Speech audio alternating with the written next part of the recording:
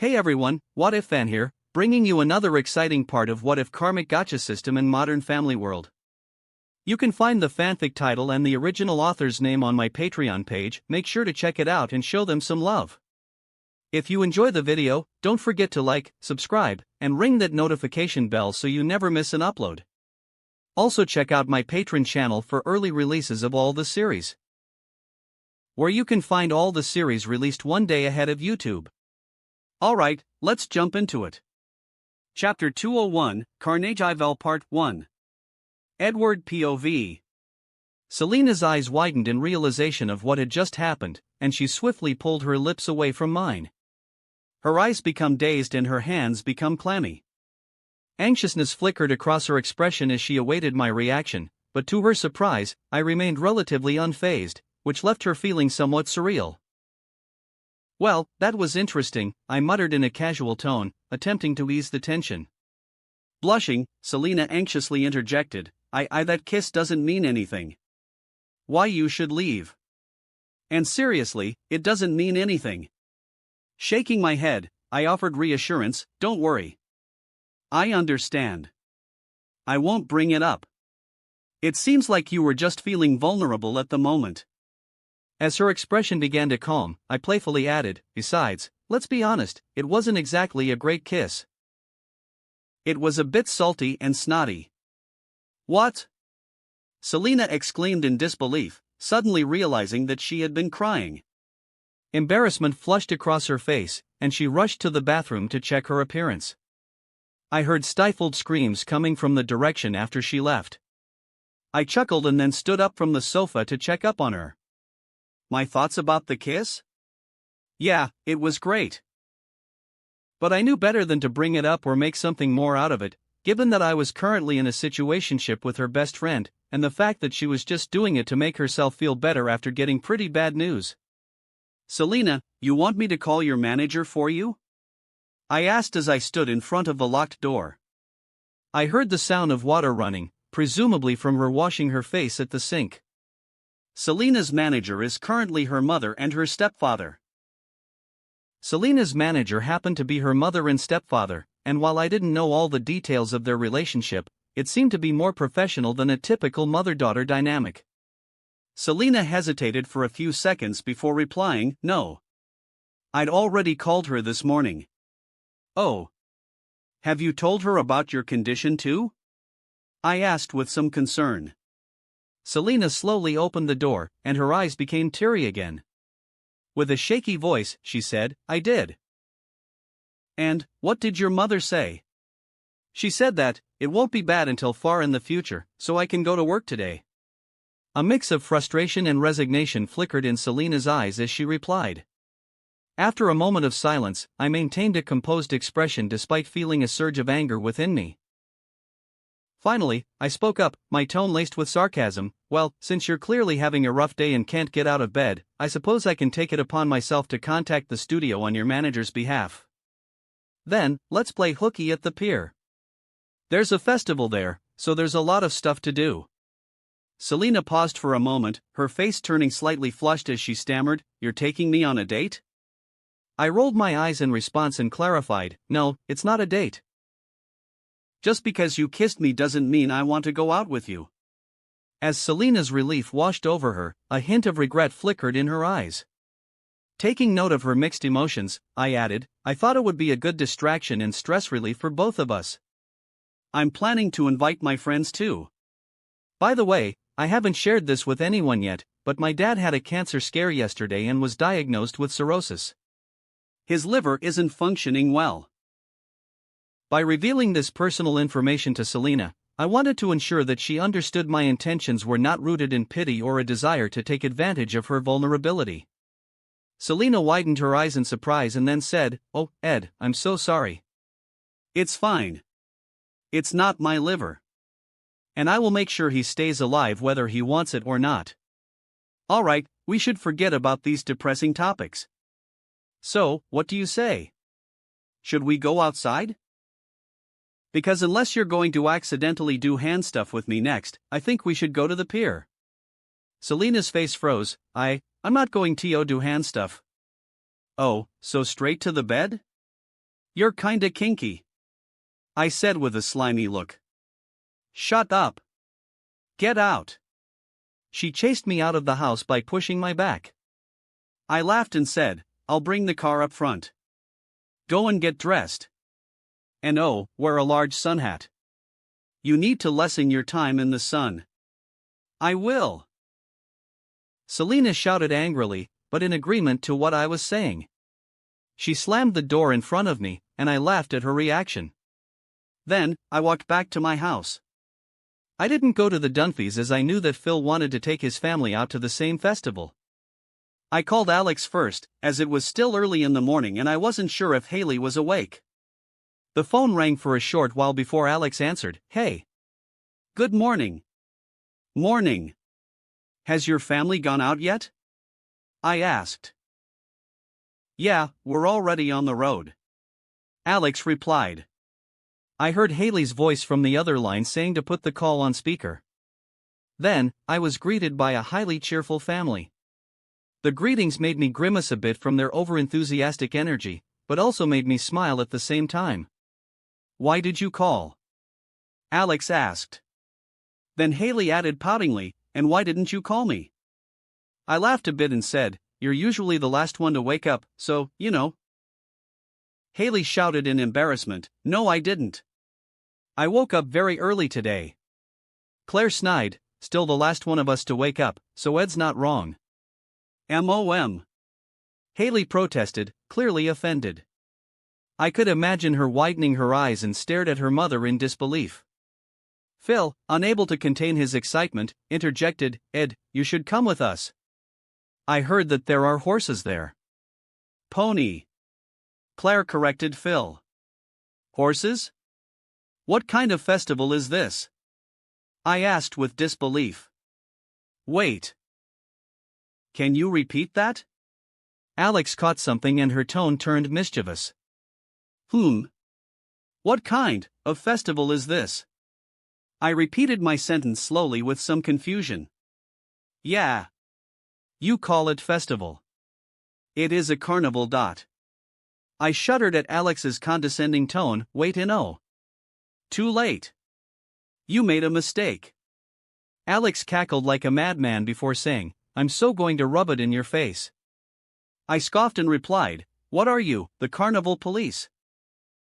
Anyway, I managed to get a rare break, so Selena and I are playing hooky together. We're heading to the carnival too. Claire joined in with some teasing, playing hooky together, huh? Are you sure your girlfriend won't get mad?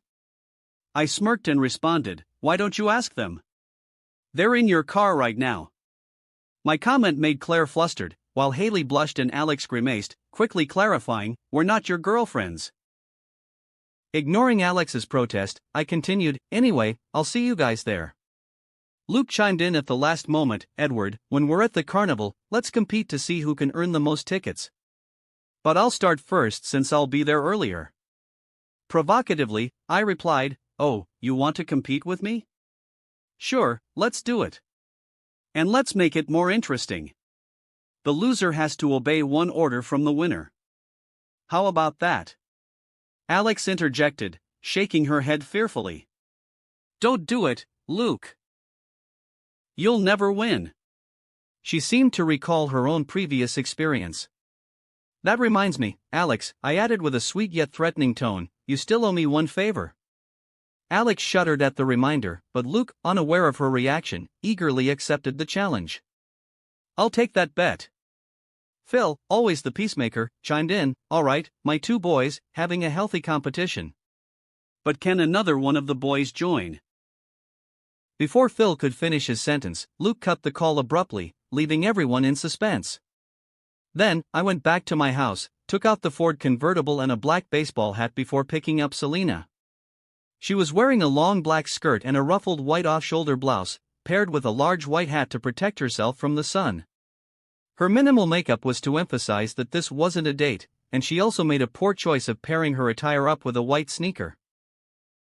As I looked at Selena, confusion and a smile played across my face. Either wear it with jeans, or pair the skirt with heels. Why are you creating an abomination? She rolled her eyes and said, do you think that I kept my stuff here? I don't have any. Don't have it, or it hasn't been cleaned yet? I asked with a teasing tone, 'cause I've seen the pile of dirty laundry in the house. Oh, that? That's Taylor's mess, not mine. I'm innocent, I swear.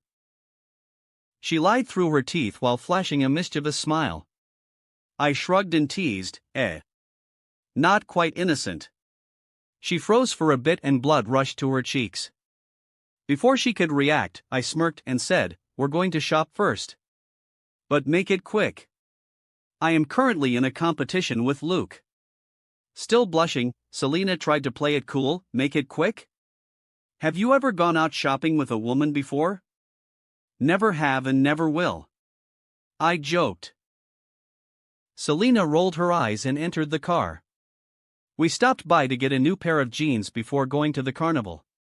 We got some weird looks from the shop staff, but no one there could actually recognize us.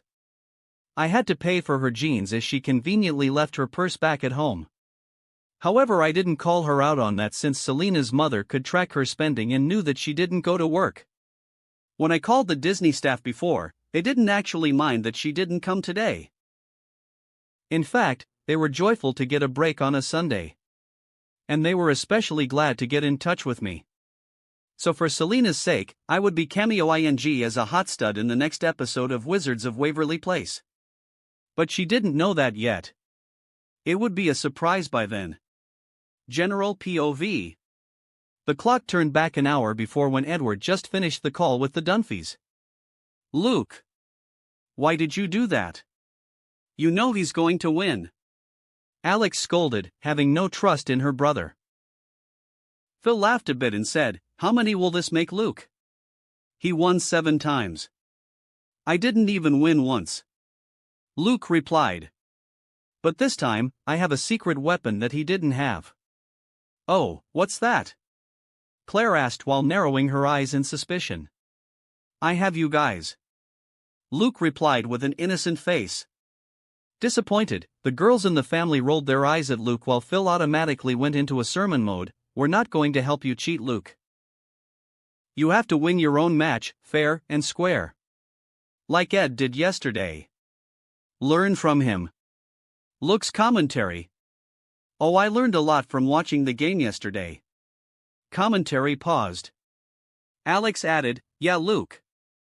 Ed always fight fair, even if something he's being a smug son of a bi. Alex. Careful with your language. Claire interjected quickly. Haley chuckled innocently and said, don't worry, Mom. Ed told us we can call him that. Claire was speechless, and then realized that Edward was okay with it because that curse remarks attacked his mother more than him. Phil ignored the slight straying off topic and added to his sermon, so Luke. We're going to root for you, but we won't help you. Luke acted unbothered and said, oh well. I guess I can't win the prize after all. Claire and Phil smiled as they thought that they were getting to Luke. Claire asked, don't give up yet. The competition still hasn't started yet. Just think about the prizes. You can boss Edward around. What are you going to ask him to do, Luke? Sit on a whoopee cushion? Teach you to attract birds to your hand? Oh. I just wanted to use my bet, to ask him to take care of himself. He's been away a lot lately, and I'm worried about him. Luke replied with an innocent facade while pretending he was being sad for Edward. Luke's commentary continued. Sometimes, you have to act to get what you want. When Ed wants to play the other team, he pretends he has the ball, even if he doesn't. So I need to pretend to want something, even if what I really want is something else, but make people think that the first thing that I want is important. Can't really make Luke use big words. He's 10. Commentary ends. The rest of the family in the car was baffled, and they felt a bit guilty about rejecting Luke's request for help. Then, they finally arrived at the carnival. Claire, Luke and Phil grouped together while Alex paired off with Haley and walked around together. Claire's commentary. Well, it won't be the worst thing in the world if Luke won. Claire said. At the festival, Claire separated from her family while making sure that they wouldn't notice her and went to a whack-a-mole machine. She paid for a chance to play and went on to get a high score. Then, she slowly returned to her family and then said to Luke in private while handing him the ticket, "You dropped this. You need a way to hold your tickets better." And Claire really thought of that, because she also needed a way to sneak more tickets to Luke without him noticing. Phil's commentary. "It'll be fun if Luke asks Edward to go to Trampoline World with us," Phil said. At the festival, Phil pretended to have a stomachache and went to a keep your balance game where he has to walk across a straight narrow beam 6 inches from the ground. He won 5 tickets for that and went back to his family. Then, he snuck the ticket into Luke's ticket bag that Claire bought while Phil was away. Alex's commentary. "I don't condone cheating behavior. But it'll be fun to see Edward lose," she said, hiding her true intention. Alex participated in a quiz match at the carnival where she competed against 3 Asians and won. Haley was walking with Alex, and the little sister gave Haley the tickets for safekeeping. Haley's commentary. While holding Alex's tickets, Haley smiled and said, "Oh, I'm not giving this to Luke. I will be holding it until the end of the match," and told Ed I got it to help him win if he was a few tickets short. Then, her smile disappeared and her expression turned a bit anxious. "I didn't do this because I want Ed to lose. I want Luke to get his wish too. But I have a feeling that Luke is hiding something." Luke's commentary. Luke smiled mischievously and said, "I'm going to make Edward bake 10 cakes for me. I miss eating them all alone and sleeping for the rest of the day." Commentary ends. When Edward finally arrived at the pier, he saw a huge banner at the front of the event. LA Beverly Hills Ponies Festival. Ha! So it is a festival. Edward muttered to himself, however he was still confused. He walked side by side with Selena as they went to a stall nearby them. Edward needed to hit the stacked cans with a ball to win the tickets. In an instant, all 3 towers fall down, making the stall owner baffled. "Hey, you won this plush teddy bear along with the tickets as you managed to knock all the pins down," the stall owner said with a smile. Then, the Latino man with a big belly widened his eyes as he saw the face underneath that baseball cap. Edward slowly placed his finger on his lip while smiling before taking the teddy bear from the stall owner's hand. "Here." Edward gave it to Selena as they walked away from the stall. Selena was confused, but Edward spoke first, to hold. "I'm not giving it to you." Selena nodded and said, "Good idea. I hate to see him getting cut into a million pieces when I get back." Edward chuckled a bit, and the duo bumped into Luke and his parents while walking.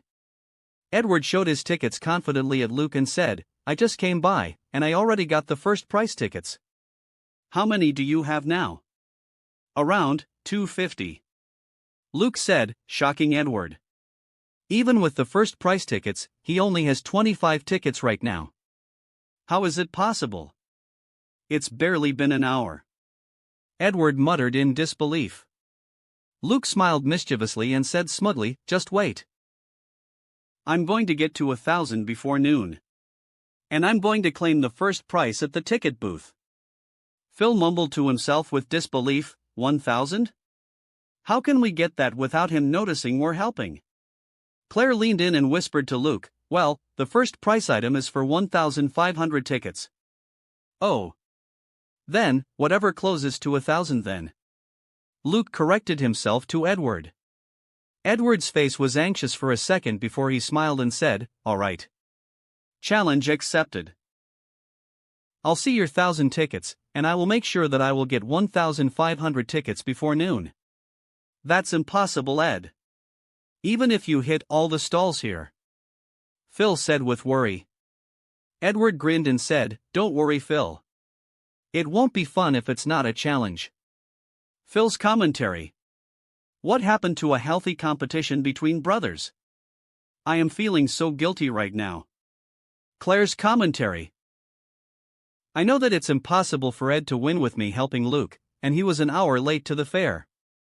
But, for some reason, I still couldn't relax. Should I get Haley to walk with Ed? With girls around, he will surely slows down in getting the tickets, right? Or, will it make him more competitive as he feels that he couldn't lose his dignity in front of them? Chapter 202, Carnage Ivel Part 2. Edward POV. You won. Now get lost. The stall owner said excitedly as he gave 100 tickets to me. I took advantage of the loophole in the rules and tried the shooting game multiple times and won his first prize, therefore he was irritated. I picked them up with a smile on my face, thanked the owner, and then walked to the stall next to it. The owner smirked at the next door boss as he expected him to go through the same misery as he did. These happened a few times as I made my way through the fair. At the same time, I couldn't help but notice the wide-eyed gazes of a few young fans. Their faces lit up with excitement as they recognized me, and most of them played along as I gestured to them to keep it a secret. It worked so far as those who recognized me were young children, certainly didn't want to risk being recognized by any adults. Maybe you can stop shouting every time you win one if you don't want people to notice you, Selena said while rolling her eyes. I was in disguise, so it was hard for them to recognize me. It was my passionate game winning that blew my cover. After I separated from Luke, I had won over 500 more tickets in the basketball hoop game, duck shooting game, the hammer high score game, and many more. Sel. You're okay over there? I asked teasingly to Selena, who's disgruntled as she walked beside me. She was dragging her feet as she walked, almost going the opposite way when we left the shooting stall. The initial joy of hugging a single teddy bear had waned as she found herself burdened by the towering mound of bears she had accumulated. The pile of soft toys obscured her face, and a look of slight resentment had replaced her earlier excitement. She glared at me and said, "I'm a walking teddy bear mountain. Do you think I'm fine?" Well, it's not all teddies. There's unicorns there too. And Star Wars Luke teddy bear, I said as I casually threw another giant teddy bear at her. You know what? You can keep one of them. Selena was in disbelief, and before she could say something, two young children walked towards us. One was a chubby Latino boy, while the other was a young Chinese girl with a mole on her left cheek and her hair neatly tied up in a ponytail. Hey, I know you guys, I said as the two children stood in front of me. Manny Delgado was confused and exclaimed, "Huh? Never mind. Manny, who's your friend here?" I asked as I looked at the familiar Asian girl standing next to Manny. A little irritated, Manny said, "She's Caroline Markham." Canon girl. With a hint of teasing in my voice, I remarked, your final competitor in the fencing game. So, she's here for a rematch? I had already guessed her identity earlier, but I never anticipated that she would end up spending time with Manny after the competition. To my surprise, both of them looked at each other and agreed at the same time, yes. Selena chuckled as she saw me speechless. I quickly collected myself and said, "What a coincidence. I'm currently in a match with Luke too." At this moment, I saw Gloria dragging Jay to where we were standing. It was obvious that Jay didn't want to spend his Sunday morning at the fair, but had to because Gloria forced him to go. Caroline Markham widened her eyes and said, "Wait. You're Edward Newgate." Manny shushed her quickly, "Don't shout his name. Do you want to get rush mobbed?" I laughed at Manny's overreaction and said to Caroline, "Yeah. That's me." She smiled softly and said, "I'm a fan. Believer is my favorite song. I'm sorry I haven't bought the album yet." However, there seemed to be a hidden sadness behind her smile, as if there was more to her reasons than what she initially shared. However, I could guess why. Being an orphan, fighting off an incurable disease, basically living inside the hospital, I guess it would be hard for her to request to buy that album. I patted her head and said, "It's all right. I'm just glad to have a cute fan. But I am curious about something, and I hope that you can explain it to me." That question was directed to both of the kids. Caroline didn't answer, but she gave me the go-ahead with a slight nod. I asked, "Don't you hate Manny for stealing your trophy? Why are you hanging out with him?" I was extremely curious about the matter. Manny was being a prick in the show, so I guess that's why she didn't come out again after that. But my presence caused some change. Manny became disconcerted and said, I want to know about that too. He was basically forced to hang out with Caroline today, an idea conceived by Gloria to downplay the guilt she felt for making Manny go all out in a match against a terminally ill girl. In fact, Manny didn't even know that Caroline was sick. Well, now that I know a little context, I want to know too. Selena said before she added, if you tell us, I will give you this entire collection. Unexpectedly, Caroline scowled at the idea of getting the plush toys. No thanks. I can't bring them to the hospital anyway. Selena was confused while Manny and I nodded in understanding. Caroline then answered, I just hang out with Manny, because he treats me equally. Wait. Manny? That seems to subvert everything I know about that simp. I joked. Hey! Manny protested in offense. Caroline didn't answer more and then hugged Manny's arm before pulling him away. Let's go play that pool throwing game. You'll sit on the bench, and I'll throw. It's called a dunk tank. And I'll be the one to throw. Manny exclaimed as he felt challenged before both of them waved goodbye at me and went away. Manny didn't realize that Caroline had picked him over a celebrity she admired and kept arguing with the girl. Well, he basically won't even see a girl if they aren't pretty or completely out of his league. Also, they are 10 years old. I thought secretly. But for some reason, they are giving me Bridge of Terabithia vibes. Boy, I surely hope that didn't happen. As Gloria and Jay approached, it was evident that they had purposely given us some space for conversation before. After the initial greeting, I asked Jay while pointing at the duo, do you know what that's all about? Jay let out a sigh of resignation as he shifted his gaze toward Gloria. Despite the fake smile plastered on her face, her twitching eyes betrayed an intense and concealed anger as she looked at Manny and Caroline from afar. Jay said, it's better not to speak about it. I caught on to Jay's careful gaze as he glanced at Gloria either. My hypothesis? Gloria felt threatened when Caroline showed interest in Manny. She basically has a problem with every girl Manny had a crush on, so it wasn't that hard to figure out. Anyway, Jay, do you have any cash? I asked. Jay nodded casually, sure. How much do you want? 200, I used up my cash to get even with Luke. I said as I held out my arm while Jay took out the cash from his wallet. Then, Jay remembered something and took back his hand a foot away from mine. I looked at him in confusion. He smiled teasingly and said, well, I just remembered Luke told me what he wants from you, so, I'm sorry, Ed. I'm on Team Luke. Damn it. I cursed slowly before turning to Gloria. She shook her head and said, why would I bring any money when I'm out with my husband? That's true. It was the one thing you married him for. It'll be stupid not to take advantage of it. I said casually. One thing? There's a lot of other reasons. Jay tried to defend himself while Gloria cackled.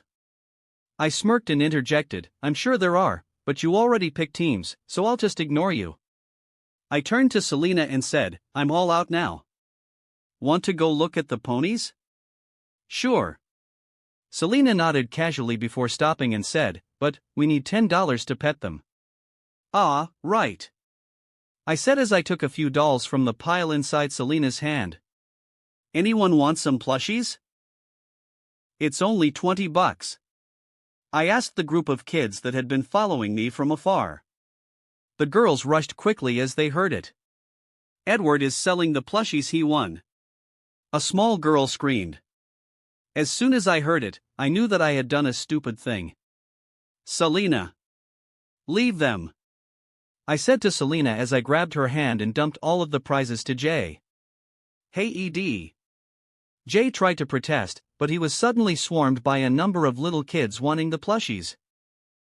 Selena and I managed to snuck away during all of the chaos, and surprisingly, Teddy Bear Luke and a small black cat plushie were still in her hands. Still, I managed to get the $20 from my first customer, a small Indian girl, so Selena and I took refuge inside the ponies exhibition, away from the little kids mob. General POV. Next to the pier where the ships were parked, Ted received a call from Edward after finishing a small staff meeting with the tourism crew. All the others were still sitting down at the oval meeting table while Ted excused himself. Frankie asked with concern as Ted finished the call and came back to the room with a worried expression on his face. "What's wrong?" "Edward sent an SOS. He needed some cash and asked me to bring it to the ponies show." Ted replied before opening his wallet, "I haven't gone to the ATM yet, so I only have $50. Frankie furrowed her eyebrow in confusion and mumbled, "Ponies?" Dwayne, who was crossing his arms while wearing a ship captain's uniform, said, "Ed's gambling?" Glenn, the white beer belly guy with a Muppet voice, said, "I don't think he's talking about that ponies. There's a pony carnival just a mile from here." Everyone exclaimed in relief before they took out their wallet without Ted even asking. Some offered $10. Some offered $5. But all of the 30 staff members there chipped in for Ed's sake. Dwayne said, "I got $2.20. Gina said, "I got $99 and 2 cents. Keep that 2 cents. Frankie said to Gina with disbelief. She turned to Ted and said, "I have $500. Will that be enough?" Her hand was lightly touching Ted's hand he placed on the table. Everyone there widened their eyes and jeered at the two of them. "Woo." Ted ignored them and said to Frankie, "I think it's enough. Do you want to come with me?" "Sure. The meeting's over, and I don't have anything else to do," Frankie said before grabbing her purse and following Ted from behind. The short meeting was only to confirm the schedule for next week's trips and was only held on Sunday because Ted had the doctor's examination yesterday. At the carnival, after Jay managed to survive the stampede of tiny feets, Gloria went to help back up with concern. "Jay. What happened? 1 minute you're there, next, the ground," Gloria said worriedly but with a scolding tone. "I was set up." Jay grumbled as he pressed his hurting back. "Where are the kids?" he asked. Gloria said, "They are over there." Her face froze as the place where she pointed at was empty. Manny and Caroline were no longer there. "Manny!" Gloria screamed in worry as she turned around anxiously. When Gloria and Jay went to search for the children, Claire, Phil and Luke arrived at the dunk tank. "All right, Luke. You got this," Phil said as he gave some money to the stall owner. Luke held the ball and then pointed at the machine. "Someone needs to sit there so that when I hit the target, they will fall into the water." Claire and Phil turned to look at each other with a flabbergasted expression. Both of them hesitated to volunteer for a while before Claire said, "Okay. I'll sit over there, because I love you, Luke." Luke smiled and said, "I love you too, Mom." "I love you too, Claire." Phil said. "Zip it." Claire shuts him down quickly. Phil smiled bitterly as he knew what he did wrong there. Phil's commentary. "It's not like I don't want to volunteer, but you can't go to pet the ponies if your clothes are all wet." Claire's commentary. "Phil? Oh no, I'm not mad at him at all. Besides, I have watched Luke throw a ball before. I won't even get wet," Claire said dismissively. Commentary ends. Luke threw his arm with all of his strength. However, he released the ball too early, causing it to fly at 90 degrees angle, and perfectly hit Phil on the crotch. "Fail," the store owner said with a giggle as Luke used up all of his chances. Luke exclaimed in disappointment and then turned to Phil, "Are you okay, Dad?" "Yep," Phil replied with a strained voice. "It hit both at the same time, so it's not that painful.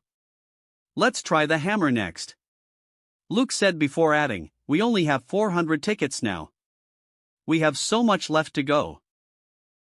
"Maybe getting to 1,000 was a bad idea, Luke," Claire said. Claire's commentary. "Well, it's not hard, for us," she said with a worried expression. "However, Luke doesn't really have those skills. Out of 10 games we played, he only won 2. I really admire him for not giving up, but at the same time, I'm worried about him. I really hope Ed won't get too many tickets, that it'll become a blow to Luke's self-confidence." Commentary ends. Luke held Claire's hand before they could leave the stall.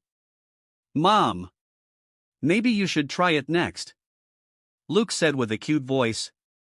I know you always hit the target whenever you throw something. We can share our chances. Wait. What? Phil, who had just stood up normally, was flabbergasted when he heard that. He was even more flabbergasted when he heard Claire's next sentence. Claire thought about it and said, sure. Let Dad go sit next to the target this time. I'd already done it before. Phil sat at the seat reluctantly. He didn't react when Luke threw the ball, but when it was Claire, he was quivering in fear. Claire. I'm sorry for not volunteering dash. Before Phil could finish his words, Claire threw the ball directly to the target, and it hit. Phil was dunked into the tank, and his entire clothes became wet. Coughing and wheezing, Phil slowly gets out of the water. It's over, right? He mumbled. The staff members heard it and said with an evil smirk, no. It's 3 tries. They have one more chance. Luckily for Phil, Luke was throwing the ball this time. Claire hyped him up from the side, come on Luke. Think about what you hate the most. Picture it on top of the target. Then, channel all of your hatred into the ball, and throw it. Got it. Luke narrowed his eyes and threw the ball aggressively. It hit the edge of the mark, and Phil shut down his eyes as he anticipated the fall. However, to his luck, the target didn't go back all the way. Oh. I'm safe. He muttered with exhilaration. Suddenly, the owner said, sorry. I still set the strength to adult. This counts as a hit for the children. He then manually pushed the target back, and Phil was dunked into the tank for a second time while his family celebrated. Edward POV. As we entered the ponies exhibition and were waiting in line to pet the ponies, Selena asked, is this species normal, or are they like a munchkin cat? Nah. Munchkin cats are a product of selective breeding. Like the poodle, or the pug. Ponies are real species that can be found in the wild. I explained a bit. Selena nodded and then asked, what's the distance between Earth and the Moon? I turned to her with a weird look and asked, why? I don't know. It seems like you know a lot of things. Selena said with a shrug. Well, I do know that.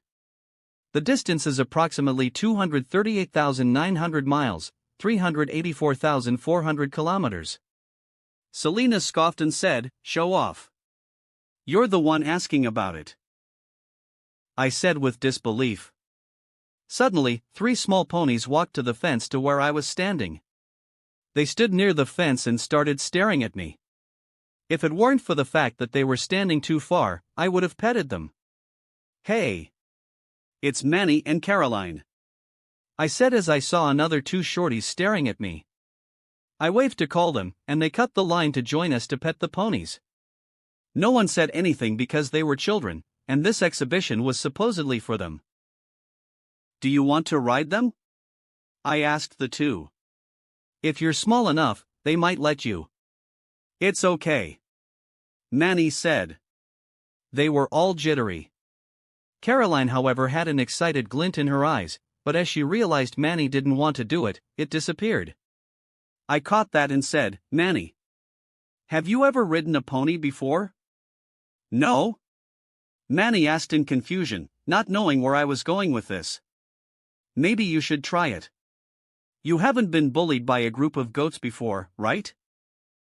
What's with that oddly specific question? Of course, wait. Some repressed memories are coming up. I was bullied by a herd of goats. Chapter 203, Carnage Part 3. Edward POV. As we all approached the enclosure, the young farmer there smiled kindly at us and said, y'all here to pet them ponies? We're letting 'em rest right now. There were these 2 fellas trying to put an Asian baby on the horse without warning. Sure spooked them ponies good. Oh, are they by any chance a ginger and a fat man with overly dramatic hand gestures? I asked. Wait, I can do better. Ehem. I cleared my throat and said with a country accent and ways of speaking, oh, so them fellas I'm thinking of. Folks oughta slap a sign on themselves to keep them critters away. The farmer's eyes widened in surprise, exclaiming, "Darn tootin'. How'd y'all know them? Them folks sure are troublemakers." Although he was impressed, he said, "Y'all come on back in about half an hour, or maybe even an hour. I'll let you in, free of charge." The blonde 20 years old with curly hair and a cowboy hat suddenly glanced at Selena and I, before jumping to some conclusion. "Your lady might have to wait a bit more. Although I'm sorry for ruining your date, I can't really get you guys hurt." Selena scoffed with a hint of disdain and replied, "We are certainly not on a date. And I particularly have no intention of being on a date with a country boy." "That hurts my heart, my lady," the country boy exclaimed with a sad tone. Selena was flabbergasted. "I didn't mean you." "Pardon me, but I reckon I got some experience workin' on my grandpa's farm. Would y'all mind if I give it a shot at tryin' to calm em critters down?" I asked, ignoring Selena's retort. "Stop talking like that. You're making me confused about my taste," Selena shouted in anger. The two kids were just in awe when they saw how easily I managed to get close to the farm boy. Manny said to Caroline with a country accent, "Do ladies fancy? Fellas who talk like this?" "No. You sound dumb," Caroline said with a serious tone. "Well, you sure do look like someone who knows his way round. I reckon I can trust you to handle yourself," the farmhand said before allowing me to hop over the enclosure fence. To his surprise, the miniature ponies rushed towards where I was as I entered the enclosure. He was fearful at first, but the horses stopped when they were near me. I smiled at them as I picked up the bucket of apples near the fence and stood in front of them. "How in tarnation did you pull that off? You just walked in, did y'all see it too?" "With a fella like him round these parts, I reckon I can finally get this business up and runnin' again," the farmhand exclaimed with a mix of disbelief and excitement. Suddenly, the business owner shouted from afar, "Johnny! Stop talking in country speak. You're born in California, for God's sake." "Ah, sure thing, Pops," Johnny responded, switching to a more regular tone. He then introduced himself, standing beside me and extending his hand for a shake. "As you can hear, my name's Johnny." As he did, the horses gave my hand a gentle nuzzle, signifying a horse's kiss. Johnny laughed and said, "Never mind. We can shake hands later." I laughed as I fed the horses and said, "I'm Edward." "Nice to meet you, Edward. You look really familiar," he said as he touched his chin. I chuckled and said dismissively, "I get that a lot." As the horses were already calmed down, I asked him, "Can my friends get in now?" Yeah, sure. I've never seen the ponies in such a good mood before this." "You must be related to a druid or something to pull off a scene like this," Johnny said as he called Selena and the kids over. "I might be," I joked. Johnny then gave me a cowboy hat too and returned to his country speak, "Here's a little something for helping out. Consider it my gesture of gratitude. Also, don't tell my dad I'm still speaking like this. I reckon I'll take it at Johnny. Listen, that gal over there, she's dealin' with some health issues and needs to stay put at the hospital. I'd mighty appreciate it if you could let her have a ride on one of them ponies," I said as I wore the cowboy hat on my head. Just for a bit of light-hearted fun, I plucked a straw from the haystack and playfully placed it between my lips. Johnny widened his eyes at first before he said, "Sure. I'll see what I can do. Also, why is your country's accent better than mine? Perhaps your grandpa's ranch is in Texas?" "No. It's Wisconsin," I replied with a slight chuckle while moving the straw from the left to the right side of my mouth with my tongue. As Selena approached us, Johnny said, "Thanks to Eddie, my boy here." "He's already your boy?" "It's been 3 minutes," Selena retorted in disbelief. Johnny and I looked at each other before we guffawed. "Some people just clicked with each other," Johnny said before turning into instructor mode. He placed his hands on his waist and said, "All right now, Ed managed to talk me into letting y'all have the fancy schmancy premium package. So, here's the plan. First off, we'll have y'all groom them horses and give 'em a good feed in. After that, we'll see if they take a liking to you enough to let ya hop on and take a ride. That lady, you go with your man. The kids are with me, Johnny said as we split up and went to different parts of the enclosure. He had to go away mainly because he needed to place some safety precautions on the horse that was going to be ridden. He's not my man, Selena retorted with anxiousness before mumbling, I swear Taylor is going to kill me. A miniature pony with a white mane stood in front of me while trotting her legs in excitement. I brushed her head and said to Selena, calm down. You know you have a free pass to do anything today, and she can't get mad. So, take advantage of it. And right, don't take advantage of me. Selena pushed my back with a blushing face, I won't. Now, teach me how to play with the horse. I smirked and replied with a country accent, well, first you gotta groom 'em. And I don't mean the kind of grooming we usually see or experience in our career. None of that oh, you're so mature for your age or you're practically an adult now business.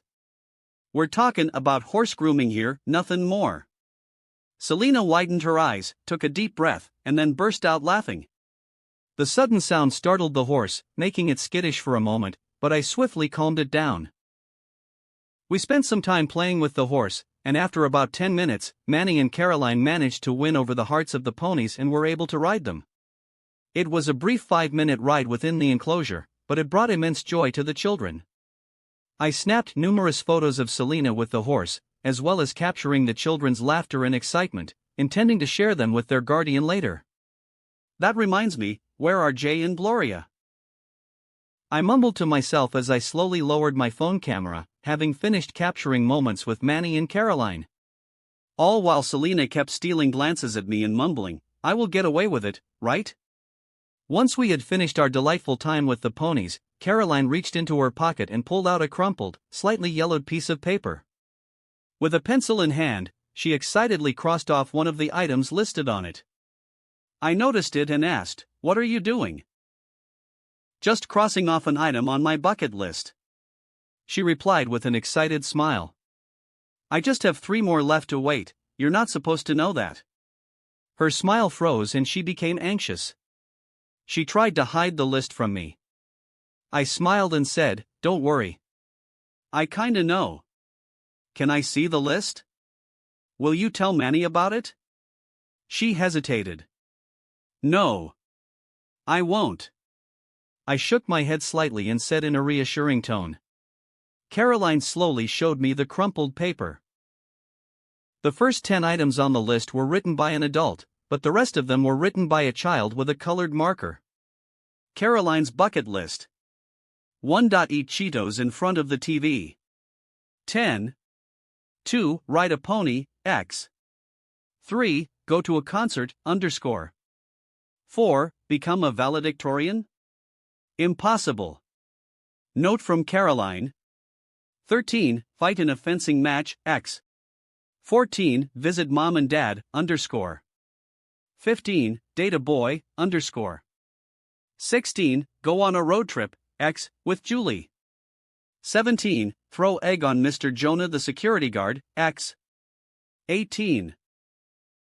Toilet paper a house, X. 19. Disney World. _. 20. Hidden. 21. Hidden. My dad told me to put down and complete 21 things on the list before I turned 21. He had originally planned for me to do 1 item each year until I became an adult. He included 10 items on the list before he couldn't anymore. But now I have to finish them all in just 1 week.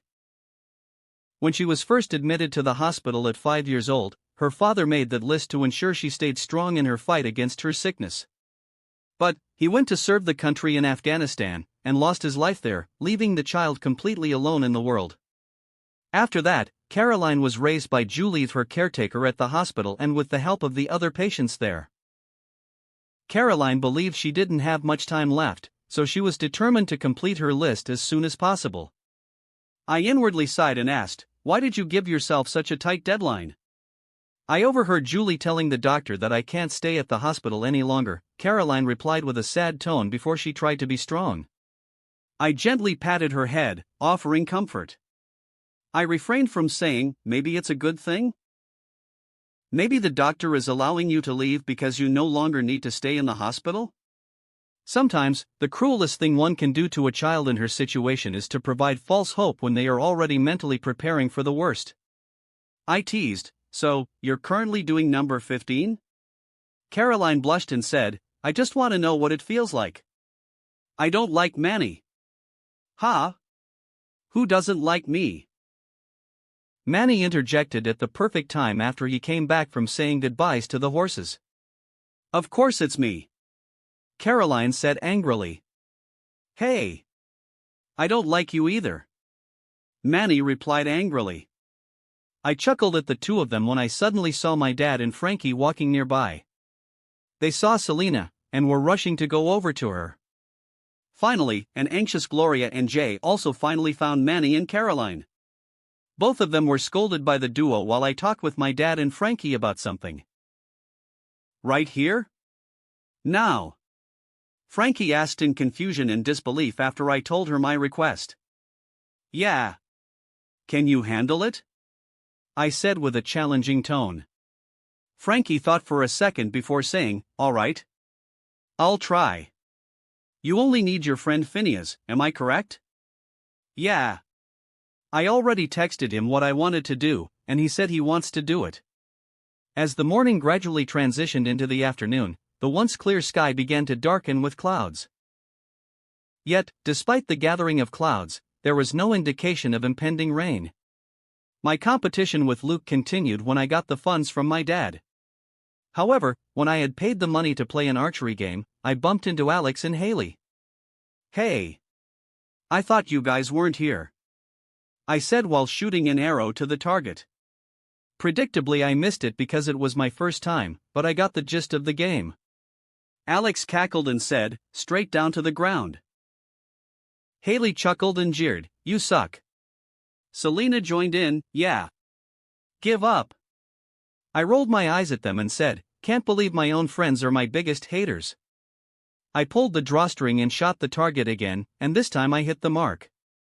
It was a satisfying shot, albeit an easier feat compared to real archery. Haley squealed and cheered instinctively while Selena and Alex rolled their eyes at me. Alex asked, hey. Is that real? What Finney told you? Yeah, it's real. Everyone should come. I replied casually as I shot my last chance. After winning the ticket, I tried the game again. Haley and Alex widened their eyes and said, wait. You can do it more than once? The stall owner was confused by their question, of course. You're paying after all. You can try as much as you want. Both of them looked at each other in disbelief, feeling that they had done a stupid thing. But I stopped after I got the highest mark. Or else, there's no point in playing. I said as I shot the arrow again. Haley said carefully, can't you go easy on my brother? Well, if you're asking for it, maybe I will. I said as I lowered my aim while still holding the bow and arrow. Haley giggled and then grabbed my arm, there's a house of mirrors here. Why don't we go take a look? Alex nodded and said, good idea. Haley, why don't you keep Ed away from the stalls? Selena was torn as to what she should do and said, I'll stay here with Alex. What? No. Just come with us. Haley invited. While the girls were talking, my phone chimed. I took out and saw the notification from Robin. When we were in public, I asked the AI to contact me through text. As I read the message, my heart sank. It contained an update on Caroline's current situation. It turned out that she was scheduled to be relocated to a different city, where she would be transferred to a more affordable hospital. This meant she would have to leave behind all her friends and familiar surroundings. The message revealed a grim reality. Over the course of Caroline's 5-year battle, the insurance money her parents had left behind was dwindling rapidly. It was disheartening and, truth be told, I felt a surge of disgust towards the healthcare system in the country. I held my chin as I thought about something, unaware of the others staring intently at me. He's scheming something again, Haley muttered. Alex said sarcastically, do you even hear what I was talking before? Of course he's scheming something. But, we're lucky that he's not focusing on his game with Luke anymore. He will still win though. It's impossible for Luke to catch up to him. He has over 800 tickets now. I'll text Mom, Alex said as she took out her phone. Selena was baffled and said incredulously, wow. You guys are so serious with the bet. Both Alex and Haley smiled. Alex said, of course we are. Everyone wants to beat Ed at something, but so far, no one did. I finished my thoughts and turned to the girls. Alright, let's go to the mirror house. While we were talking, I talked to them about Caroline's situation and asked them to keep it to themselves. That was to ensure that the day remained filled with joy and laughter for Manny and Caroline. Then, Frankie told me that she got permission from the organizer, and the company staff were coming to the carnival with the equipment. However, before the anticipated arrival of the company staff, another intriguing event unfolded, adding an unexpected twist to our day at the carnival. General POV. As Edward exited the mirror house, his laughter intertwined with the giggles of his friends, a group of nuns approached, offering refreshments while attempting to deliver a sermon. They were playing organs and singing praises to Jesus while encouraging others to do the same. Selena and Edward, feeling hesitant and cautious, tried to distance themselves from the nuns, despite their friendly smiles. Haley and Alex followed suit, declining the offered refreshments before retreating. Amidst the tension, a sudden cry pierced the air. It was Johnny, the farmhand, urgently shouting from a distance. Ed, move, he exclaimed with urgency. Startled, Edward turned towards the commotion and his eyes widened in alarm. A mischievous group of goats had managed to escape their enclosure and was now charging towards Edward's group. Acting swiftly, Ed sprang into action, his instincts taking over. With a heroic effort, he managed to save one of the nuns from the stampede, the youngest one there. But in the process, both he and the nun tumbled to the ground, their bodies meeting the earth in an unexpected collision. Well, what are you doing? The nun blushed and stammered as she realized that Edward's hand was holding her at some place no one should touch, especially in public. Edward's cap almost fell off at the moment, and he smiled kindly at the nun as he took back his hand from her waist. Sorry. Maybe I should have let the goats break on their own instead. Or should I just send thoughts and prayers while letting you get crushed by them? As Edward sensed a lingering tension in the air, he felt a twinge of guilt for the unintended misunderstanding caused by the collision. With the crowd's attention now fixated on the incident, he yearned to quietly slip away from the spotlight. Acting swiftly, he seized a nearby basket filled with bread and wine, using it as a cover to shield himself from prying eyes. However, in a twist of fate, the mischievous goats returned, surrounding Edward with their playful leaps and bounds. Edward attempted to reason with the enthusiastic animals, pleading, "Wait, guys, I really need to leave." Despite his efforts, the goats seemed determined to keep him engaged. Just as Edward struggled to free himself from the goats' playful dance, a sudden beam of light pierced through the cloudy sky, descending upon him. The choir boy, witnessing the extraordinary sight, gasped in astonishment. In his surprise, he accidentally pressed the keys of the organ, unleashing a celestial and ethereal sound that reverberated through the air, harmonizing with the divine illumination surrounding Edward. Some nuns there were so startled and out of it that they started to pray to the sight in front of them. The playful wind didn't have enough from opening the crack on the cloud and blew a sudden gust of breeze. The gust was strong enough to push Edward's hat off and reveal his face to the public. The crowd started recognizing him. They shouted, "HUI! It's Edward Newgate!" Shit! Edward cursed underneath his breath as he realized that he was surrounded by a group of fans who were staring at him with starving eyes. Edward chuckled nervously and said, "Hi everyone." The last part is a comic scene with no intention from me to be disrespectful to other religions. Chapter 204, I lived. Edward POV.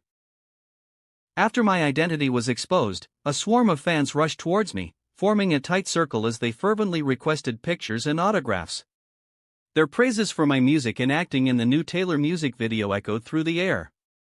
The crowd consisted mostly of young teenagers and young adults, with a sprinkling of older fans in between.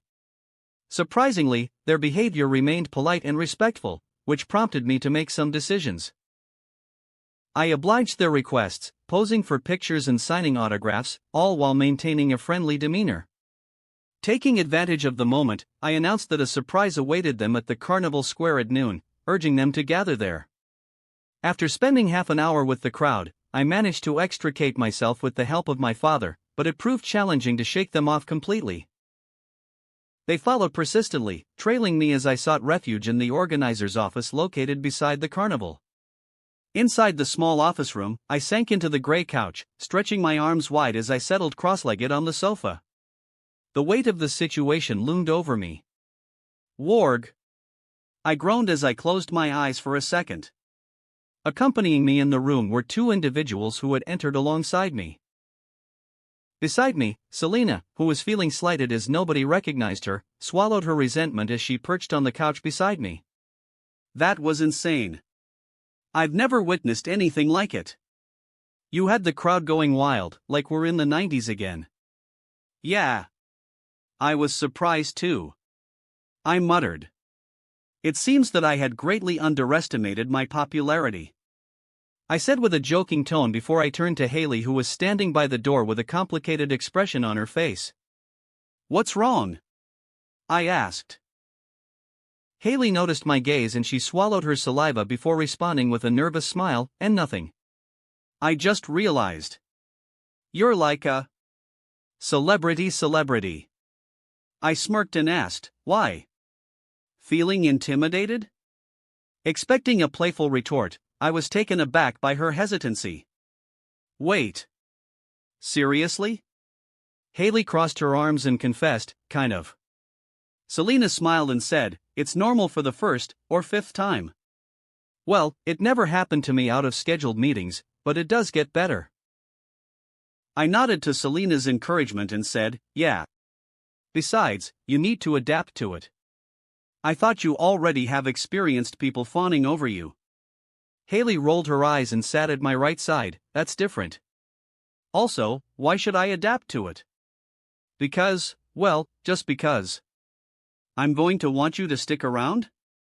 I smiled playfully at her. She blushed and then laughed while Selena rolled her eyes at us. Feeling slightly embarrassed, Haley pinched my cheek. Selena stood up and went to the drum kit set up nearby. Hey! What are you going to do? Why do you ask them to gather at noon? Selena asked to change the subject. Suddenly, Phineas and Billy entered the door with a solemn expression. Phineas said, seriously? We only have 40 minutes of practice for the concert? Selena widened her eyes and said, you're holding a concert? Just a small one. I replied to Selena before turning to Phineas, can you do it? Phineas thought for a bit before replying, sure. But don't hold me accountable for any mistakes. Billy was irritated and said, are you really going to kick me out of the band? I was startled and explained, oh no, I just don't want to bother you on the weekends. I don't care if I disturb Phineas's time off. Billy finally breathed in relief and then decided to join in on the concert. Hey! Phineas retorted in offense. We started the practice, but first thing first, I kicked Selena and Haley out of the room. Ugh! Selena groaned as I shooed her out. Why me too? Haley asked with dissatisfaction. Well, I'm throwing out Selena because the song has something to do with her. But I'm not really throwing you out, I actually need your help in distracting her so she won't find out about it, I whispered to Haley. She nodded in understanding and moved away with Selena, making sure the song had no romantic undertones before they left, ensuring the surprise remained intact. General POV. The carnival was buzzing with excitement as people roamed the grounds, indulging in cotton candy, trying their luck at games, and soaking in the vibrant atmosphere. The bright lights and merry melodies filled the air, creating a sense of joy and anticipation. Luke groaned as he slumped his shoulders, feeling a tinge of disappointment as he made his way through the bustling carnival grounds towards the square where the stage was set. The small stage had initially been constructed for speeches and announcements, but rumors had spread throughout the carnival that it had been modified for something far more exciting, a spontaneous concert. Hundreds of people were already gathering at the square. Luke tugged Claire's sleeves and asked, "I know the bet between me and Ed is over, 'cause the goats make people know he's here." "But that means he lost, right?" Claire shook her head and appeased Luke, "No honey. That will be so unfair for Edward. Besides, he has more tickets than you do, so if anything, you're the one who lost." "Ah." With a resigned sigh, he and Claire were escorted towards the VIP seats, a few chairs set up near the stage for special guests. Claire greeted Ted and Frankie with a warm smile as she and Luke made their way to the almost couple.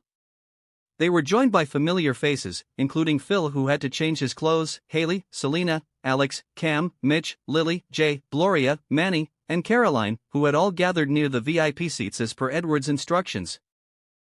Some of Edward's friends at Jenna, Enid, Jacob, Elsa, Abraham, were at the opposite side of the stage, but they didn't get any seats, only the front spot in the standing audience section. Ted greeted Claire and Luke cheerfully before asking, "So, how many tickets did you guys manage to get?" Claire's disappointment was evident as she replied, "Exactly 700. Ted chuckled teasingly and ruffled Luke's hair. "Oh, so close. Ed has exactly 800. Luke's face twisted into a grimace as he protested, "It doesn't count. He's only winning because he's ahead." Alex chimed in, her expression a mix of confusion and amusement. "That's what winning is, Luke," she said, shrugging her shoulders. "Shut up. You're of no help," Luke accused Alex. Alex was baffled and then glanced at Haley as she gave all of the tickets she won to her sister, but Haley pretended not to notice anything. Haley and Alex tried to find out where the tickets went. "Shoo, it's starting." Haley shushed her little sister and focused on the stage. The organizer of the show grabbed a microphone and stood in the center of the stage. He was a brown Mexican man with a glorious mustache and kinda looked like Luis Guzman. He prattled on about the history of the carnival, almost making the crowd leave. However, when he mentioned Edward, the crowd got their passion injection again.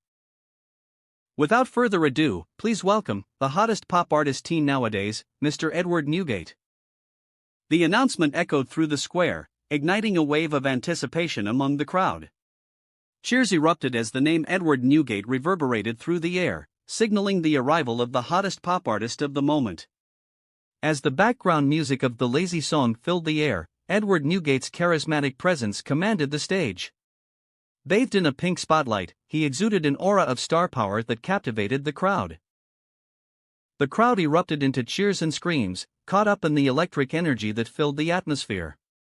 Luke and Claire found themselves swept away by the infectious excitement, their hearts pounding in sync with the pulsating rhythm of the music. Edward took a moment to address the crowd, his voice carrying through the square. "Hey, everyone.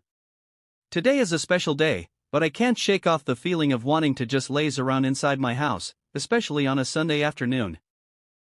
"Do you know what I mean?" Laughter rippled through the crowd. Edward's smile widened, his connection with the audience palpable. "So, enjoy my hidden desire expressed in a song, the Lazy Song," he announced. Caroline was starry-eyed as she watched the impromptu concert with excitement. The crowd were swaying to the left and right as they sang along to the song. As the final notes of the Lazy Song resonated through the square, the crowd erupted into thunderous applause, their appreciation for Edward's performance reverberating in the air. The energy of the moment was electrifying. "Oh my God. He's so cool," Caroline muttered in excitement as she turned towards Manny. Manny smiled and said, "I know, right? But I am suspicious as to why he suddenly wants to sing right here." Caroline thought of a reason, but she didn't say anything and only held the grateful feeling inside her heart. At this time, Edward wiped the sweat dripping down his chin. It was noon, and the weather was quite hot for him to perform in. Some of the girls in the crowd screamed to throw the towel towards them. Ed smiled and then he followed their request, causing a frenzy amongst the crowd. Luke then teased Alex, "Why aren't you there?" "Oh, that's right, 'cause they don't need a cello player." "Humph. I am learning the keyboard. Alex grumbled angrily. After the first song, Edward flashed a smile at the crowd. As he opened his mouth to speak, a thunderous eruption of support and applause engulfed him, causing a hint of embarrassment to color his cheeks. "Wow, you guys are so energetic," Edward quipped, prompting laughter to ripple through the crowd. "I'm sure many of you are wondering why I'm here today." Well, to answer my own question, Edward contorted his face into a comical WTF expression, eliciting another round of laughter. He then proceeded with a slightly serious tone. "I came across some comments asking about my dad's whereabouts during the football match yesterday. Some even accused him of being an absent father. Well, the reason he wasn't there is because he was in the hospital, undergoing tests for liver cancer." A collective gasp swept through the crowd upon this revelation. Ted, wearing a wry smile, received forceful warm embraces from Cam and Phil. He barely whispered to them before they could sob, "Listen to Ed." Ed continued, making Ted free from his predicament. "Fortunately, he doesn't have cancer, but his liver is severely damaged, requiring him to make lifestyle changes moving forward. That's my dad's situation. However, the very next day, which is today, one of my dear friends was diagnosed with lupus." Selena was wide-eyed as she heard it. "That jerk," she said angrily, but with a hint of gratitude seen in her face. An exclamation of sympathy and sadness escaped the crowd, further deepening the somber atmosphere. "But they aren't the reason I'm holding this concert today," Edward continued. "I'm here to perform because I met an incredible kid at the carnival. Despite battling a terminal illness, she carries herself as if it's just a minor inconvenience. Instead of letting the illness dictate her life, she's determined to live every moment to the fullest, pursuing her deepest desires before." After his voice trailed off, Edward took a deep breath, his expression turning solemn. The crowd fell into a hushed silence, their attention fully captivated by his words. "She wanted to do everything she desired before her time ran out," Edward continued, his voice filled with admiration and respect. "Her resilience and spirit inspired me, reminding me of the preciousness of every moment we have in this life." A feeling of empathy and compassion spread through the crowd as they absorbed Edward's heartfelt message. Faces reflected a mix of emotions. Edward's gaze swept across the crowd, his eyes locking with Caroline's. He nodded, and she smiled back, grateful for the recognition. "So, today, I stand here, not just as a performer, but as a messenger of hope and gratitude." Edward's voice carried a hint of emotion. "Today, we celebrate life and the power of dreams. Let's make each moment count and cherish the people we love." Edward looked at the side of the crowd where his close friends and family were standing. "With that, comes my next song, the one I was inspired with, titled, I Lived. I Lived, One Republic." Phineas strummed an uplifting melody with his guitar. Edward held the microphone to his mouth and sang while closing his eyes. Hope when you take that jump, you don't feel the fall. Hope when the water rises, you built a wall. Haley looked at Edward before looking at his dad. Haley's commentary? "I can't believe he didn't tell me something like this," she said with a slightly hurt expression. Then she added, "But he got a pass. It must not be an easy day for him. That's torture enough." Commentary ends. Hope when the crowd screams out, you're screaming your name. Hope if everybody runs, you choose to stay. Selena looked at Edward with a complicated expression on her face. Without realizing it, tears were pooling in her eyes. Phineas changed glances with Billy, and she smiled before she started drumming the beats. Hope that you fall in love, and it hurts so bad. Hey. Cam muttered with a nostalgic smile on his face, "This reminds me of when he first sang in the cafe." Mitchell hugged his arm and agreed with him, "Yeah. But minus the shock I felt back then when I realized he could sing." The only way you can know, you give it all you had.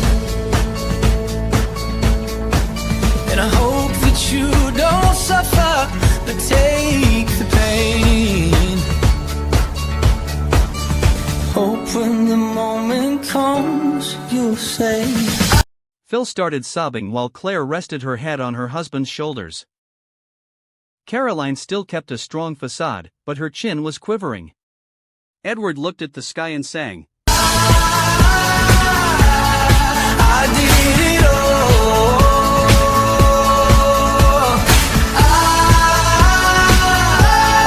I did it all. I owned every second that this world could give. I saw so many places, the things that I did. Yeah, with every broken bone, I swear I lived. Alex crossed her arms together. Is that why he's not stopping to rest? To seize the day? Jay showed a grandfatherly smile and said, it's a nice song. His life's experience was flashing back inside his mind when he heard it. It made him realize that even if he was already in his twilight years, there were still a lot of things he wanted to do.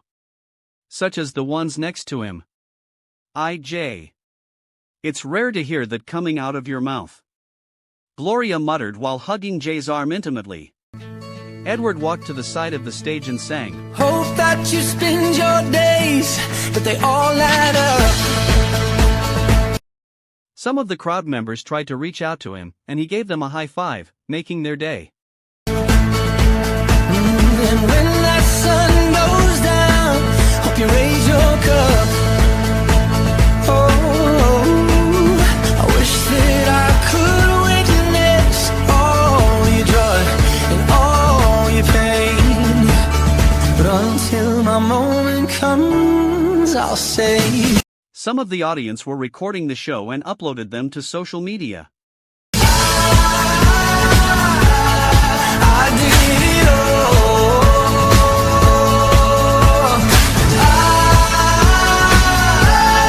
I did it all. Edward's crooning quickly became a trending video on the internet with numerous people commenting positive things to support him. Every second that this world could give, I saw so many places, the things that I did. There was every broken bone, I swear I lived. Edward jumped on the stage while gesturing for the audience to do the same. The crowd followed along and they danced to the song. Those who were struggling allowed themselves to take a short moment of peace, as if their souls were being soothed by Edward's voice.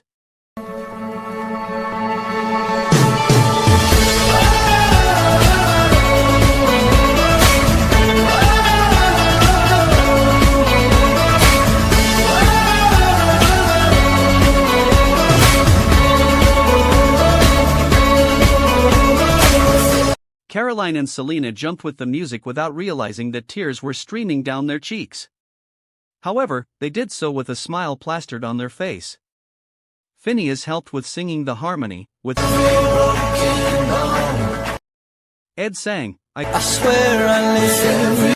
Phineas, with Edward, I swear I did it all.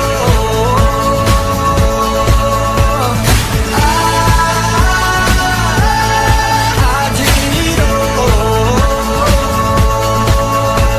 The atmosphere quickly became heated. People were singing along to release their inner resentment. Together, I owned every second that this world could give. I saw so many places, the things that I did. There was every broken bone, I swear I lived. Edward smiled from the satisfaction and then sang alone.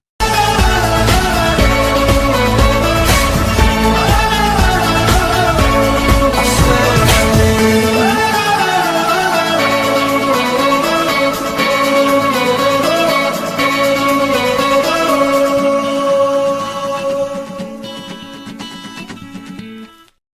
The crowd cheered thunderously when the song finished. Edward painted and wiped his sweat before continuing with the concert. He sang 3 more songs before the concert ended. Jay, Manny, Caroline, and Gloria made their way to the car, ready to head out for lunch. As they approached the vehicle, Julie, Caroline's caring caretaker, approached them, causing Caroline to pause. Caroline. Julie exclaimed, rushing forward to embrace her. Concern etched across her face. She noticed the tear marks on Caroline's cheeks and asked with genuine worry, "Are you all right? Are you in pain? Should we go back to the hospital?"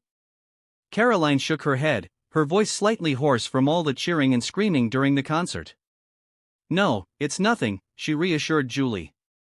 Gloria chimed in with a smile, teasingly saying, "Oh, she's just crying from the concert." Julie's confusion was evident as she asked, "What concert?" Gloria then proceeded to explain the emotional journey that had unfolded during the event. Caroline interjected, her voice filled with excitement, "You should have been there, Julie. It was absolutely amazing." Julie smiled helplessly, her eyes welling up with tears. "I wish I could have been there, but then I wouldn't have been able to do this," she said, producing a piece of paper from her purse and handing it to Caroline. Caroline's hands trembled as she took the paper, her eyes scanning the words written on it. "Adoption papers," she uttered, her voice quivering with a mix of surprise and hope. Julie's smile widened, her own tears now flowing freely. "Yes. With this, you can stay in California." "Isn't that wonderful?" she exclaimed, her joy palpable. Overwhelmed with emotion, Caroline couldn't hold back any longer. She rushed into Julie's waiting arms, tears streaming down her face, finally allowing herself to release the flood of emotions that had built up inside her. "But Julie, you don't have any money," Caroline cried without even releasing her embrace. Julie wiped down her tears and said, "Don't worry about it. I can do just fine." Jay, seeing the whole scene, sighed. He wanted to do something about it, but then Julie said, "Also, just before I met you, I received a call. So don't worry about money anymore. You just need to get better, okay?" Caroline sniffled and then her tears slowly stopped. She nodded to her caretaker, who was currently her new mother, and then turned to Manny. Manny was frozen when he heard the whole thing and finally pieced out the puzzle. "Wait. You're the terminally ill kid?" he asked in disbelief. "Yeah." Caroline didn't hide it anymore and then stood on her toe before giving Manny a kiss on the cheek.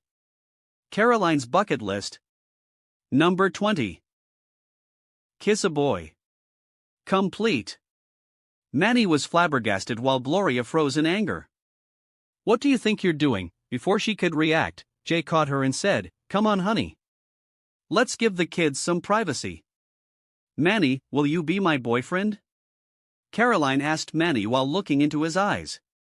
Manny blushed and the thoughts of her being a sick kid was forgotten instantly. "Well, the man is supposed to say that," he said with a silly smile. "Then say it," Caroline demanded. Manny took a deep breath and said, "Caroline, will you be my girlfriend?" Caroline nodded in response, and Manny couldn't contain his excitement. He turned to his mother, taking Caroline's hand in his own, and exclaimed, "Mom! Look! I finally have a girlfriend." "What?" Gloria was almost on the brink of going all crazy Latina mother on Caroline without caring about her illness. Manny glanced back at Caroline, his expression bewildered, and muttered, "Cool. My first relationship."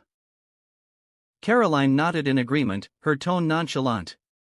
"Unfortunately, Manny, I want to break up with you." Manny froze, his voice laced with disbelief. "What? Why?" Caroline shrugged and replied, "You're a mama's boy. I don't like that." Caroline's bucket list. Number 21, dump a boy meanly.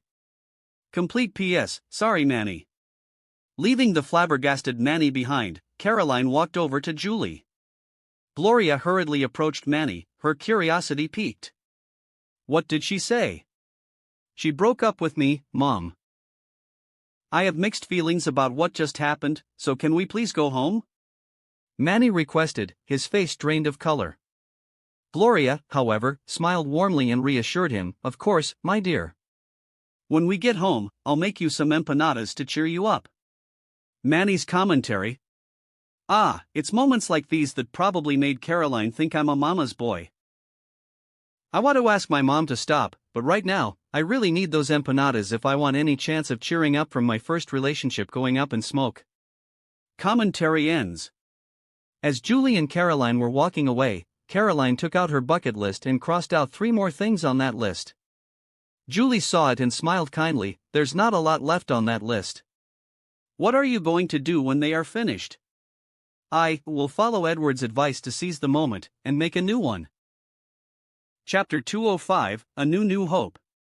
Edward POV. As I made my way back to the office, feeling the heat from the performance, I fanned my face with my arms, eagerly anticipating the refreshing coolness of the air conditioning. Exhausted from the show, both Billy and Phineas joined me in taking a moment to rest before the duo left to enjoy the carnival. Left alone on the couch, I savored the brief respite. Suddenly, I felt a jolt of coldness against the back of my neck. I had already noticed someone sneaking into the office, so I couldn't help but let out a teasing pleasurable groan as I exclaimed, "Oh, that's some good stuff." Haley, with a pout on her face, took the ice-cold macchiato from my neck and playfully complained, "Can you at least act surprised sometimes? It's getting a little boring." Then, she handed the drink to my hand. I accepted it, but as I took a sip, I couldn't help but complain, "Hey, you drank from this." Haley smirked mischievously and replied, "It's mine. I'm just giving you a taste." I shook my head and jokingly responded, "Well, that was a poor decision on your part. Now you're not getting it back." "Ah!" Haley gasped in mock disbelief while trying to hold back her laughter. "Thief." But she didn't try to take the drink back. Deep down, I knew that she had indeed bought it for me, as it remained practically untouched. "Where's Selena?" I asked. As I asked about Selena's whereabouts, Haley's expression grew a bit complicated. She sighed and replied, "Well, I can't really force her to hang out with me. After the concert, she called for a ride and left. I'm not sure if she went back home or somewhere else. Oh, and she wanted me to let you know that she's leaving and she really loved the song. I think she even shed a few tears, her mascara was running." "I hope she's all right," I muttered, my concern evident. Haley, perhaps wanting to shift the mood, changed the subject and complimented me, saying, "You're a really nice guy. Despite everything else." Raising an eyebrow playfully, I teasingly responded, "Oh, what's everything else? Devilishly handsome?" Leaning closer to her face, I could see her eyes widen and her cheeks flush with a blush. Haley pouted in a mix of embarrassment and mock anger, exclaiming, "Playboy." Raising an eyebrow playfully, I continued the teasing banter, saying, "Oh, but you're not pushing me away. I wonder why that is." As I leaned closer, Haley's eyes widened in surprise. "Shut up. My parents are coming here." Haley hastily pushed me away, her tone filled with a mix of embarrassment and urgency. She quickly stood up and escaped as we heard the sound of clamoring from outside the door. Sensing the shift in the atmosphere, I dropped my head down in dejection, realizing that the playful moment had come to an end. Just as Phil, Luke, and Claire entered the room, the tension dissipated. I lifted my head and greeted them with a warm smile, saying, "Hey, guys." Phil, filled with excitement, rushed over and engulfed me in a hug before I could even get up from the couch. "Ed. That was inspiring," he exclaimed, expressing his enthusiasm. After a brief discussion about the concert, we returned to the main topic at hand. Curious, I asked, "So, who won?" Luke's face contorted in disappointment as he admitted, "You did." Sensing his sadness, I smiled and replied, "Yeah, but it's not really fair. You could have sprinted at the last second and gotten more tickets than me, but I ruined it with the concert. So, how about we call it a tie?" Luke's expression brightened, and he agreed, "Yeah. It's a tie." Commentary, Luke's. I actually wanted to bring up the bet at that time, but I completely forgot about it. Commentary ends. Haley, always quick with ideas, chimed in, "If you guys pool your tickets together, you can go for the grand prize." My eyes lit up with excitement, and I exclaimed, "That's a brilliant idea, Haley. I'm surprised it came from you." She rolled her eyes playfully and retorted, "I can have good ideas too, I couldn't help but tease her further, saying, "No, I'm just surprised you can count." In response, Haley playfully hit my arm. I quickly apologized, saying, Sorry. Phil and Claire smiled softly, seemingly enjoying our interaction, when Robin, the artificial intelligence assistant, suddenly chimed in. "Boss, an urgent problem has arisen," Robin announced, bypassing the silencing order I had implemented to ensure that she communicated only through text in public, following the priority protocols I had set. Startled, I turned my attention to Robin. "What's the problem?" I asked, concerned about the urgency of the situation. "Hey, that's Ratata." As Robin almost relayed the urgent problem, I quickly interjected to correct Phil, who had almost called her by her previous unholy name. "Not now, Phil. And her name is Robin." Robin said, "Liza Friedman and James Friendman, a married couple, are trying to copyright the song I Live by copying the melody and the lyrics they recorded in your earlier concert." Wait. They are from the concert? I couldn't believe that individuals who had attended the concert would resort to such actions. But again, I shouldn't hold out too much hope for humanity. Robin confirmed, "Yes." Deep in thought, I considered the options. Claire, visibly upset and angered by the news, voiced her strong opinion. "Who the hell do those people think they are? They need to be sued." Phil's usual amiable demeanor gave way to rare anger. He exclaimed, "And to think they're biting the hands that provided them with a free, awe-inspiring, phenomenal performance in the afternoon. These ungrateful people need to pay."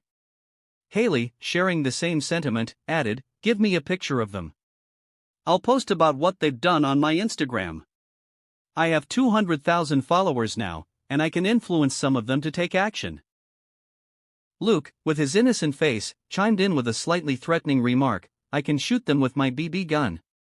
Hearing Luke's comment, I gently rustled his hair and reassured him, "There's no need to get physical, Luke."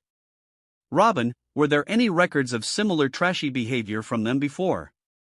"Yes. They tried to sue Usher for slandering them in his song, and tried to claim credit for the Black Eyed Peas too." "Was there any connection between them and the artist of any kind?" "None. They were total strangers to them. Their actions have no substance behind them, therefore it was ignored by the judicial office." Turning to the family members, I shared my plan. "Well, they are just trashy people. Don't worry, they can't do anything. Robin, activate Order 22. "Okay, boss," Robin acknowledged. "I have bypassed the Hall of Music Records and officially registered the song in your name. The copyright has been set, with the timestamp half an hour before the concert." "Thanks, Robin," I replied, grateful for her assistance. My smile turned slightly mischievous as a plan formed in my mind. Leak the news that I was going to use the royalties from the song to establish a foundation for terminally ill children. Simultaneously, send the news about the couple trying to claim copyright on the song to the paparazzi and media outlets. Let them get shamed for their actions. Haley shuddered and muttered, "That was way worse than what I was going to do." Claire asked worriedly, "Are you really going to establish the foundation? Because if you don't, the backlash." "Oh, don't worry about it, honey. Ed didn't say anything. It was just rumors. So they can't press that against him. Right, Ed?" I looked at Phil with a slight surprise and said, "Yeah. Exactly." I pointed at him and said, "Nice catch, Phil. Although, I am really going to donate the proceeds of the song. You know, for a good cause." With the pressing matter resolved, I joined Luke and headed to the prize booth. We claimed the #1 prize, a PS3. As I already had a game console, I decided to give it to Luke, who was overjoyed by the unexpected gift. In his excitement, he exclaimed that he wouldn't make me bake a cake for him anymore, though the context behind that statement remained a bit unclear to me. After leaving the prize booth, Haley decided to catch a ride with me on the way home, seeking some company during the journey. As we waited at a red light, she suddenly asked, "Hey, who's Robin?" A sense of déjà vu swept over me, and I felt a twinge of anxiety. I hesitated for a moment before responding, "She's an artificial intelligence, an AI." Haley appeared confused at first, taking a moment to process the information. Then, a spark of recognition and excitement crossed her face. "AI? Like, AI? AI? Like the ones we've seen on TV?" Overwhelmed with enthusiasm, she hugged my arm and shook it, exclaiming, "Oh my God. That's amazing. How did you get it? Did you create it? That's so awesome."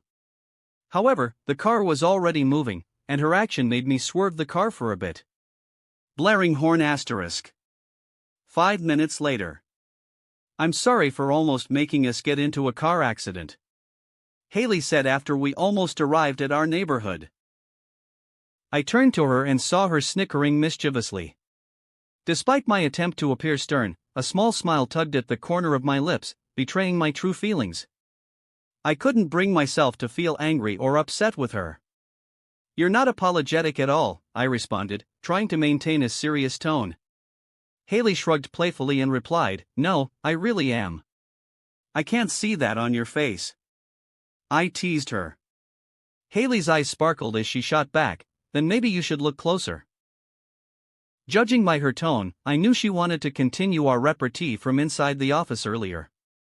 Unfortunately, I had to go to meet my godgrandma at this time, so I had to send her back home with disappointment. Eve Saltzman sent a limousine to fetch me from my house.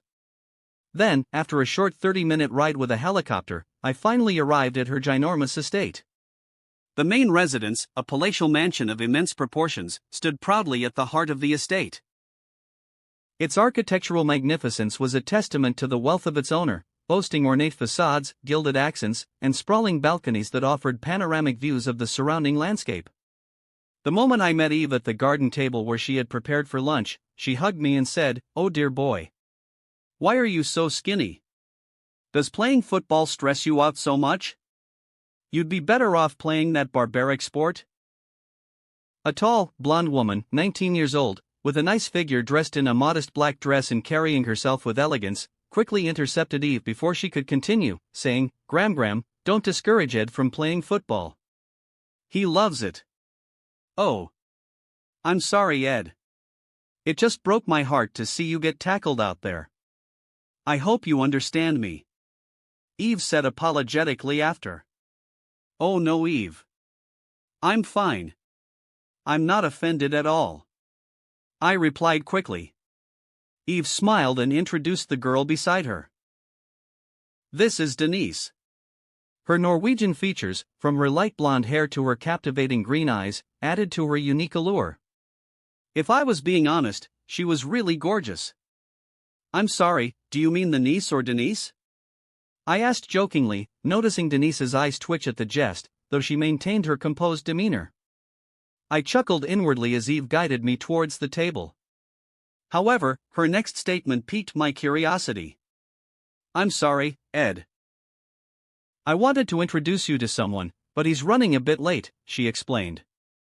As we continued our conversation, a middle-aged man with white hair and a slightly larger build approached our table. Eve caught sight of him and exclaimed, "Oh, I stand corrected." He made it, albeit at the very end. Since the man was approaching from behind me, I quickly wiped my mouth with a napkin before turning to see who it was. What I saw caused my jaw to drop in astonishment. "George Lucas?" I managed to utter, my voice filled with disbelief. The next day arrived swiftly, following the peculiar and eventful lunch gathering. I stayed at Eve's estate until midnight, engrossed in conversation about Star Wars with George. He appeared genuinely impressed by Robin, the creation I had proudly showcased to Eve. During our discussions, I delved into my future plans for Robin. I spoke of my intentions to develop an AI application that would provide assistance in people's daily lives, even though it would only harness a fraction of the AI's capabilities and lack the advanced sophistication of Robin. I envisioned a user-friendly interface that would offer practical functionality, such as organizing schedules, providing reminders, and offering helpful suggestions. While it wouldn't possess the same level of complexity as Robin, it wouldn't be hard for it to reach basic ChatGPT level in my previous life. Why was I telling the world my advantage? Because of the significant financial support being provided by Microsoft and Raytheon in the form of nearly $4 billion in grants for AI research. Why would I reject free money? The availability of this significant funding presented a rare opportunity for me to take full advantage of the program, gain influence, and connect with influential individuals within the country. By leveraging this financial support, I aim to take over a few of my industries of interest. Interestingly, during the conversation with George yesterday, he made a joke suggesting that with the money I would accumulate from the success of my AI, I could potentially acquire Lucasfilm. We had already spent hours talking at this moment, so we were already quite close with each other. Although that may sound tempting, I replied, I would feel an immense amount of pressure if I did that. Curious, George asked, how so? I explained, it's primarily due to the expectations of the fans. George looked at me, expecting me to continue explaining. I sighed and said, we of the fans have been eagerly anticipating new movies from the franchise for a considerable amount of time. For the fans, even if a movie turned out to be of subpar quality, it could still generate substantial revenue at the box office due to the nostalgia associated with the brand. It could easily break $1 billion at the box office. However, if the creative team consistently disregards the opinions of the fans and pushes forward with their own political agenda, the franchise would eventually wither away. George became silent and he lowered his gaze for a moment before he refocused his attention on me. Right now, you're surrendering away the creative rights to Disney. It might seem like a good deal, but the company has been so disconnected with the masses nowadays. They will pretend to respect your words at first, but honestly, they won't really care. Eve, the representative of the capitalist company, nodded in agreement to my words while Denise became increasingly annoyed. Ed. You don't have to continue. I got it, George said with a heavy sigh. I kind of already know all of that stuff. But I am already old. I can't do much anymore. George had dedicated a significant portion of his career and creative energy to building the Star Wars universe. However, he realized that the franchise had grown beyond what he could personally manage. In order to ensure its continued growth and preserve his own legacy, he entrusted the company to someone he trusted, taking a step back and becoming a creative consultant instead. After a brief silence, I asked him, do you believe that they will bring characters like Luke Skywalker back into the franchise? I believe they will. Yes. They spoke about it in our meetings, George replied. Then, do you believe that they will kill him off, one way or another in the story? I asked, making George widen his eyes in disbelief. Denise was taken aback upon hearing the question. Annoyance filled her voice as she responded, no, they won't. He's like the backbone of the entire franchise. Oh, you like Star Wars too? That's surprising, I muttered casually, glancing at the angry woman. She seemed taken aback by my remark and quickly resumed her composed demeanor, while Eve gave her a smirking side eye. Edward, you spoke as if you had already foreseen it all. George said with a wry smile. Is my decision really that wrong? Well, sometimes I get nightmares like Anakin, so I know they would kill the franchise. I said jokingly. That conversation about Star Wars ended there, and when I went to the toilet before going back home, I caught Denise smoking weed in it. As part of a morally righteous man, I lectured her about it for a bit, while taking some puffs on my own. Well, I said I was only a part of it. On Monday, a lot of my equipment came and was sent to my lab while I was at school. In the history classroom, before the other students went to class, I had a one-sided willingness therapy session where I dumped my worries on her while waiting for the class to start. Despite being reluctant at first, Sage slowly gets into it and scolds me, "You're already in, what did you try to call it? Situationship? That's really cowardly, Ed. It's either you want a relationship with a girl, or you don't. That Haley, and Taylor too, and you kept flirting with other girls. What do you want to do exactly?" She asked me directly. I was tongue-tied at first before I smirked and joked, well, Sage, when a transmigrator got an AI, that means he will find a solution to every problem. So, Sage cuts me off before I could continue, that's the reason? You believe you're the main character or something? You know this kind of thinking will blow up in your face, right? Especially so when you're playing with the girl's feelings. No, it won't. Yeah, it will. No, it won't. It will. After the class ended, I walked past Sage and said, "It won't. It will." she shouted as I ran away from the class. That wraps up this part of What If Karmic Gacha System in Modern Family World. Thanks so much for listening. As always, new parts drop every 4 days, so be sure to stay tuned. Also check out my Patreon channel for early releases of all the series, where you can find all the series released one day ahead of YouTube.